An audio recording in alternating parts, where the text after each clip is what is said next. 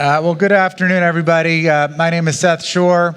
I'm the CEO of 5th Street Gaming, based out of Las Vegas. And I am very excited about today's panel. We have a group of very experienced individuals in iGaming and with specific experience with AI. So before we start, if everybody could just take a minute and please introduce yourselves and your background, starting with Paula. Hi guys, just before I introduce myself, I just want to say it's awesome to see such a packed room, so thank you for joining us. I think, note to the organisers, we should maybe be on the main stage, no? I've got 4 guys with me who are looking like J-Lo here, you know? I think we should be doing that. So my name is Paula Murphy. I am Business Development Manager at Mindway AI. Mindway is a specialized business, specialized tech business, and we bring together neuroscience, expert psychological assessment, and machine learning AI technology for the identification of problematic play. So we specialize entirely in player protection and real-time tracking to identify problems, basically. Thank you, Paula. My name is Petru Muresan. I represent Greentube here. I'm director of B2B RMG and digital solutions, and we deliver the digital solutions for many platforms in the Novomatic group and outside, including Alteatec, and working with Michael on the responsible gaming and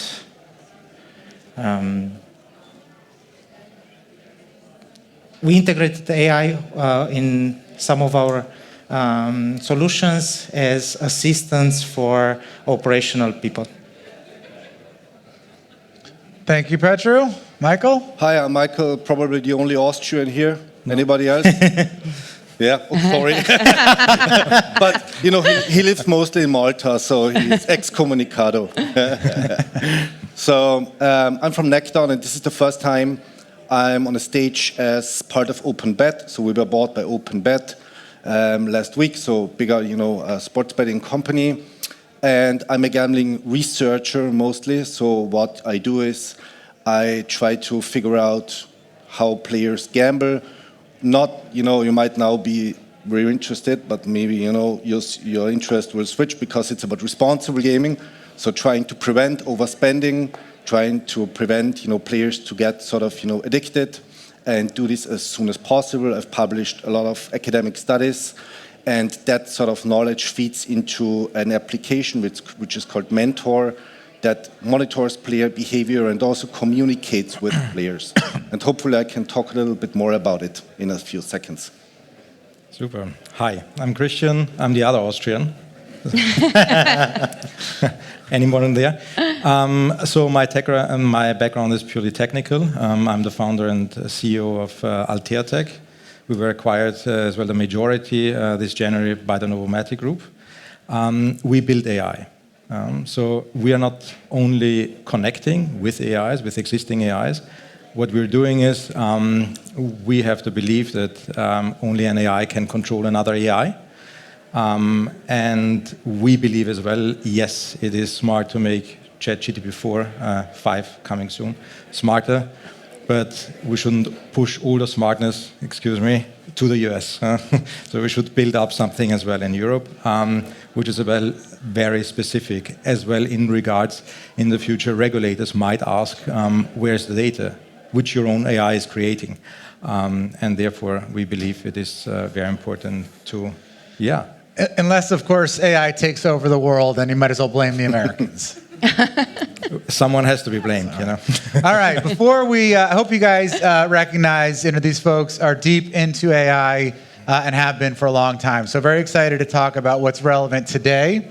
But before we start, I wanted to do something a little bit fun. Paul actually gave me this idea. Sorry, guys. Yeah, no, so this is audience participation.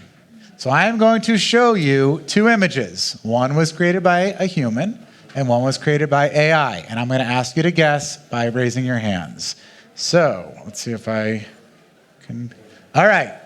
One of these images was created by my 12-year-old daughter, and one was created by AI. So is it, first of all, option A, which one was created by AI? Option A, raise your hands. Are we exempt from this, or No, do we no, have we to gotta play. participate? All right, but most of you, anybody think option B was created by AI? Okay, about half the room. All right. It was option B. It was created specifically by Jasper.ai by using option A as an example. So we did show the AI, but it completely created from scratch that image there. Okay, the next one. I won't read it out loud. Read it in your head. One poem or story was written by my 9-year-old son, and the other was written by AI without giving it any example, simply asking it to write how a young boy would feel about his family. Family feels like a huge warm hug wrapping around me. Sounds like a bluebird peacefully waking up. Tastes like pancakes fresh out of the oven. Looks like a beautiful eagle soaring through the mountains. Okay, was option A written by AI? Oh, man. Okay. Was option B written by AI? Okay, all right, about half and half. Oh, sorry, all right. I forgot to add a slide here. I will tell you option A was written by AI. Option B, I'm very proud to say it was written by my 9-year-old son. Yes, thank you. Thank you very much. All right. He's going to be a poet. Okay, next one. All right. One is an image created by AI from scratch. One is an image of a real person. Is option A created by AI, or is it a real person? Okay. Is option A. That was an easy one, but still pretty cool. I will tell you, as an operator of many businesses, this image here and images like this have saved me countless dollars on no longer having to hire models, and we'll get into that in a little bit. So that was option A, was created by AI, specifically using realistic low-rank adaptation. All right, almost done. Okay, one of these images is a real photograph of an arena. One of the images was completely generated by AI. Was option A photograph or AI?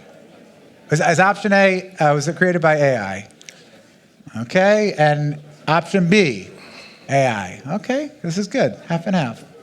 Option B was created by proprietary generative AI by the prompt, photo of the River Plate versus Boca Junior match, blah, blah, blah.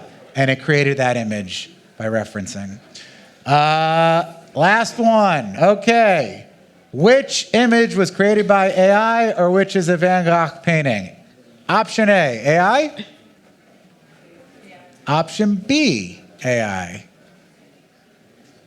Neither. Both were created by AI. All right. Well, thank you. Hopefully that was fun. And it's pretty amazing what AI can create. All right. Moving on to our panelists. While it sounds like other groups did dive into ChatGPT and some of the basics, I do think it's important to quickly level set on AI. So the first question is, what is the difference between machine learning and AI, and what are gaming companies using today? Christian, would you like to start? Well, I find it somehow funny that nowadays everything is called AI. It reminds me of the good old days when Microsoft called a new service software as a service, which was hosting on the server somewhere. This didn't take off. Someone came to the idea calling it cloud service, and then suddenly, we all know what happened. The same applies to AI. AI consists of machine learning and deep learning. So in general, for example, Deep Blue, which was beating Kasparov, it was just machine learning, just learned chess. And it could simply make faster decisions. AlphaGo, for example, 2013, this was deep learning, because you couldn't beat a Go player, because Go is much more difficult. You couldn't beat him with just machine learning.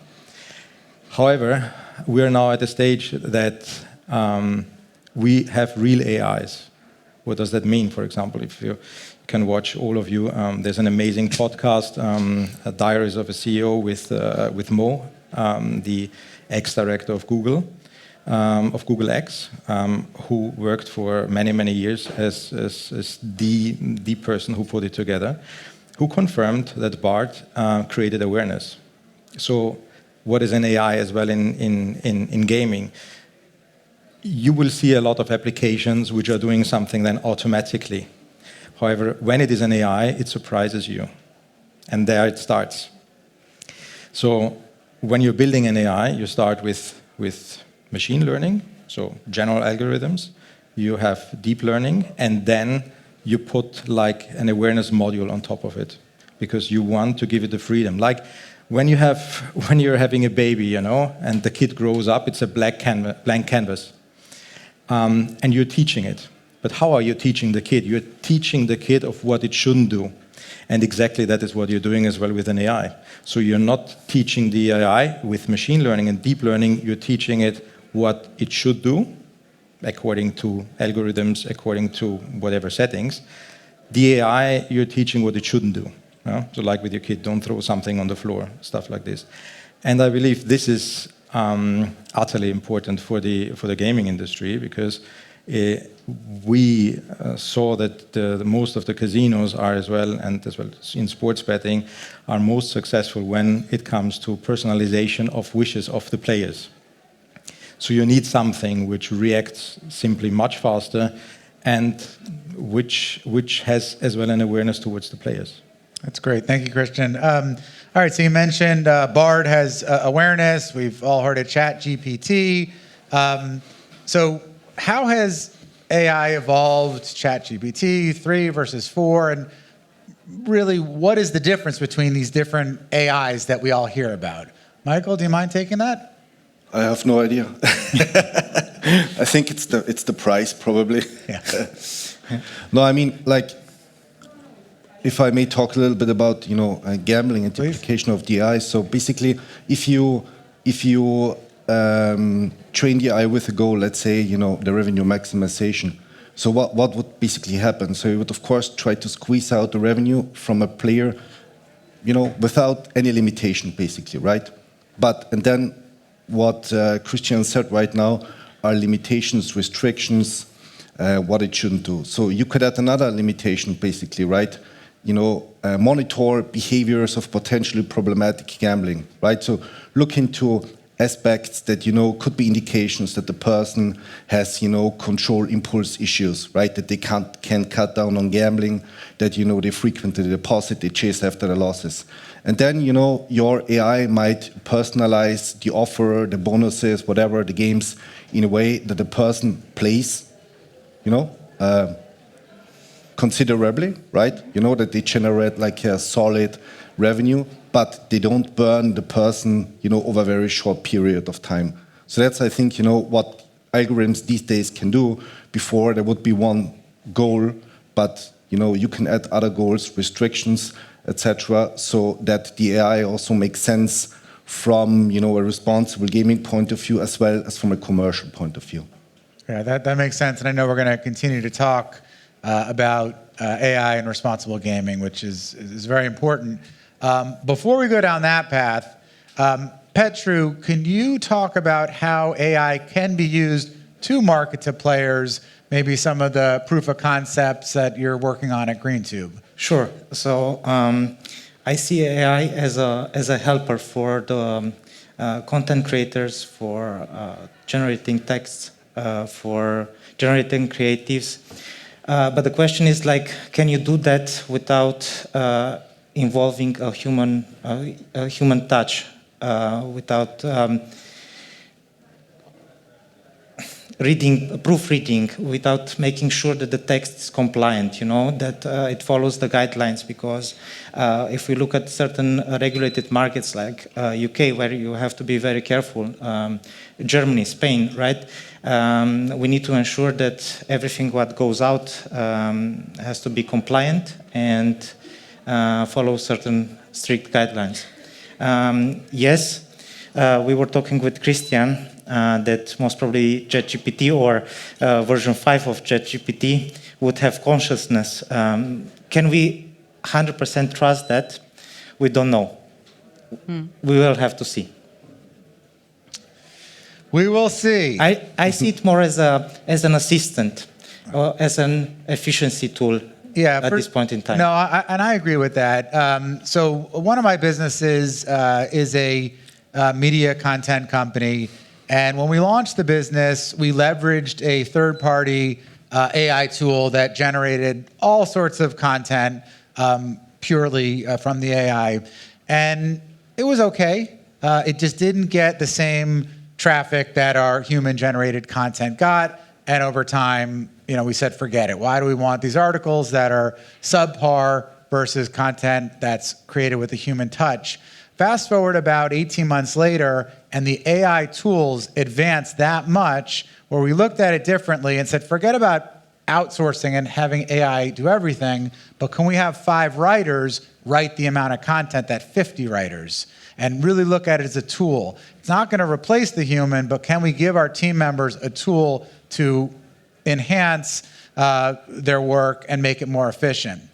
The reason that I believe that AI, is not another fad, it's not another thing that we're going to talk about in the gambling industry or others, and look back on it as to why it was never implemented.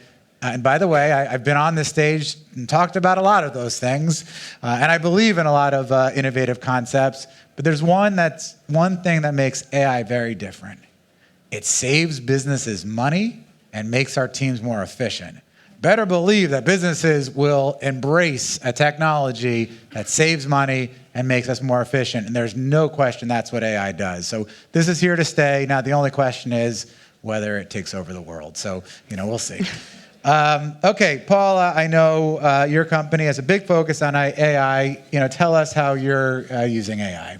Okay, so we are using machine learning, basically, if we go back to the difference there. And I think just picking up on the points that you guys were making, I think it is about the heavy lifting, right? That's what we want the AI to do. And there's a lot of intelligence that has gone into building these solutions. So you look at the organizations that are doing player tracking at the moment, both Mindway AI and Michael with Neccton, looking at the 2 leaders within the market. Well, Mindway AI was founded by Professor Kim Muresan, who is a professor in neuroscience and has brought a lot of scientific knowledge and understanding to the table. Michael is a PhD and does a lot of sort of groundbreaking research, right? We would not want to lose that HI, human intelligence, in this equation. It's incredibly important.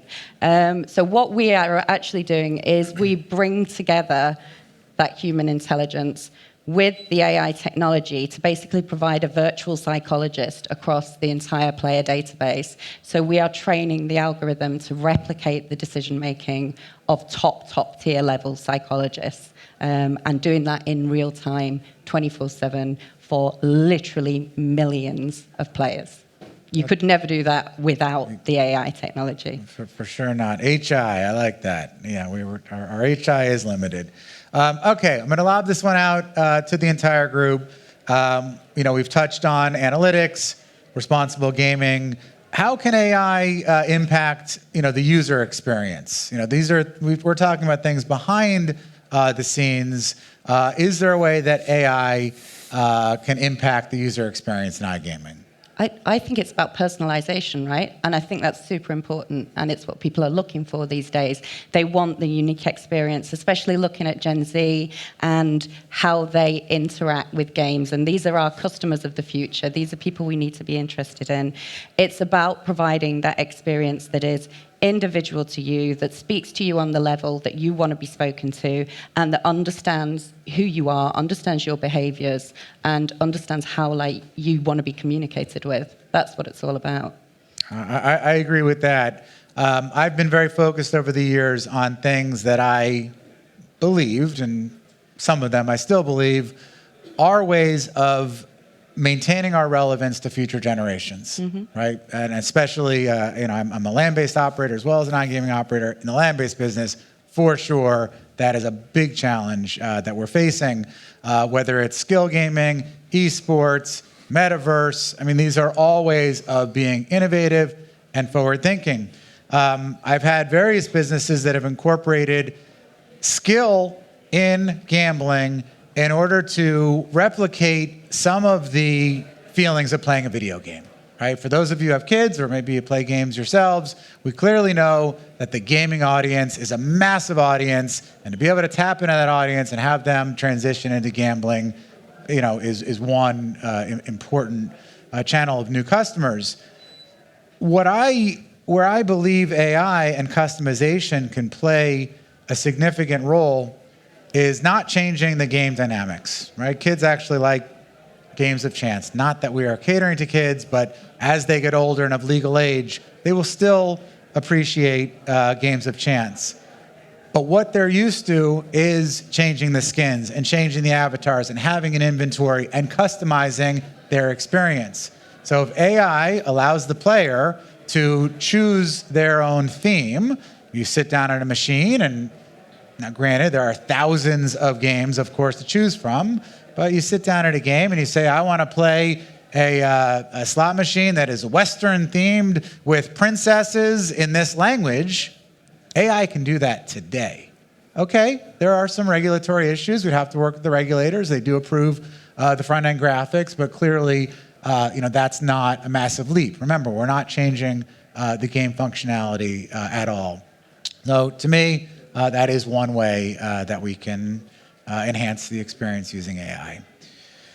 All right, I want to go back to my question, because I got to tell you, when I started hearing about ChatGPT 3, 4, and 5 and Bard, Christian, tell us, what's the difference? Try to explain the landscape of different AIs out there. Knowledge and awareness. So what these AIs are doing, and that is the really interesting thing, and I kind of disagree with Petru. We had a heated talk before, not that heated, but before, because the difference nowadays is as well that technicians can finally as well check out the algorithms, because Berkeley, Stanford, they published all of them this year, even OpenAI. So yes, we can now even build AIs, because before you needed zillions of dollars in order to build one. And the gap is between the AIs. You have to just realize that ChatGPT 4 has an IQ of 160, like Einstein, and it increased its IQ by the factor 10. And that is already public knowledge. In 6 months, it will increase again by the factor 10. So just imagine, and Mo did this example, just imagine the most stupid guy on the planet, which has an IQ of 70, he can just dress himself, talking to Einstein. He will not understand anything. So just imagine now, you talking to an AI which has an IQ of 1600, and then later 16,000. So I believe the most, and that is as well the biggest difference between ChatGPT 3 and 3.5 and 4. It's not only the knowledge and the training, it is of what the thing can do. And what he explained as well, and I would suggest that you take 1.5 hours of your time and just watching this Diaries of a CEO. This awareness thing is just like suddenly a code became aware of what happens around him and adapted the outcome of it. So basically, that is kind of intelligence, because what is intelligence? It's awareness. And so the way forward is, and that is always my example, for the Industrial Revolution, we had like 150 years or something to adapt to it. This is going to happen within the next. So in 1 year, it's not controllable anymore, because it's that smart. You cannot control someone with an IQ of 1600, because it will always outsmart you. Therefore, as well, regulators, they need to create their own AIs to control the other AIs in order to see it, because you have to create something smart to control something smart. I believe as well and the transition as well will be, for example, even for support agents, that you need like AI trainers. So there's a completely new job description. Someone who train like you train a kid. And that is the most exciting thing. So yes, there's always, when there's change, there's fear, but there's really exciting times. Yeah, that's interesting. So the trainer, look, I'm sure most of you have tried some sort of AI. It's all open source. You go in, you ask some questions. It's really interesting to see what it spits out. But talk to me about how we can train our team members to better prompt, to better use the tools that exist today. Do any of you have experience doing that? I mean, I think, this is very advanced, what Christian mentions. And, I see the sad truth with the gambling operators every day. And it's about the data, right? I mean, we see that maybe 70% of the operators or the platforms speak real time, 30, 40, 50% don't even speak real time, right? I mean, if the AI is so advanced, then the gambling industry is really fucked, right? Because it's way behind. I'm not sure about other industries. I've worked in banking, insurance, etc., or telecommunication. I'll give you a really good example.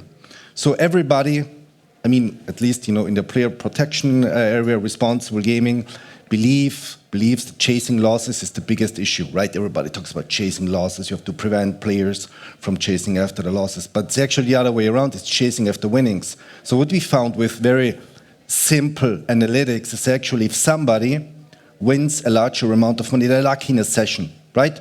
I have suddenly 2,000 on my account and I gamble it all away. I'm very frustrated, right? And I chase after that big, bank account again. And I gamble much longer compared to somebody who loses their budget in a very short period of time. And I don't need very advanced analytics to find that out. But what can I do actually? I can personalize my communication, right? I can go after that guy who just won, and maybe help him to withdraw. Some of the marketeers won't want to hear that. But actually, if I nudge that player to withdraw some of that money, right, they have a much more positive experience and they're much more likely to come back compared to the guy who loses everything immediately after they have won it. So here, you have the analytics, you have the real time, because if I go back the next day and tell you, hey, Seth, happy to have seen you won 2,000, but you're thinking, okay, what the fuck, I gambled everything away, I mean, are you, what I mean? Are you fucking with me?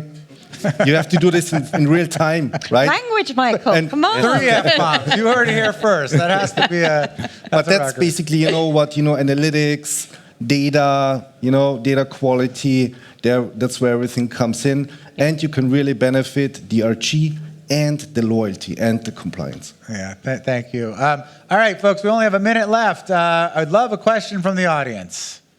Anybody? Yes, sir, in the back. Is there a risk that the over-automation of things will lead to disengagement of people? Disengagement with the customer or disengagement with your team?